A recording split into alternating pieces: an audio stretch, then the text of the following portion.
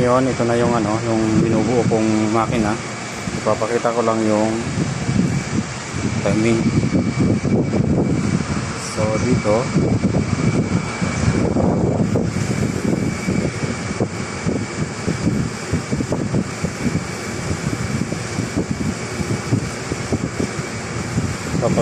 nakita nyo ang piston number 6 nakataas saka piston number 1. Ito piston number 1 is nakataas siya saka piston number 6.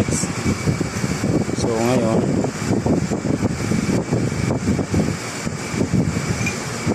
pakita ko lang yung timing.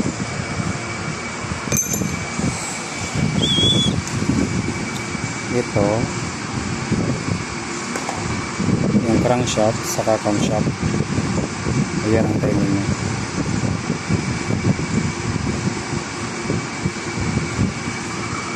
Tapos may tinusok yan dito sa flywheel. Ayan, nakatusok yan sa flywheel. So ibig sabihin naka number 1 yan.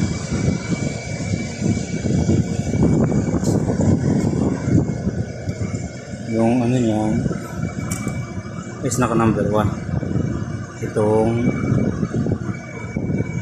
camshaft. So yun na.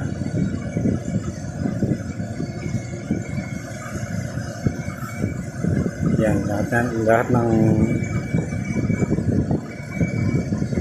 cam follower nakalagay na. Nilagay ko na rin para hindi na ako mahirapan. Paglagay ko ng ano ng camshaft dun sa likod, inilagay ko na yung cam follower. Ayan, palagay na siya. Ayan.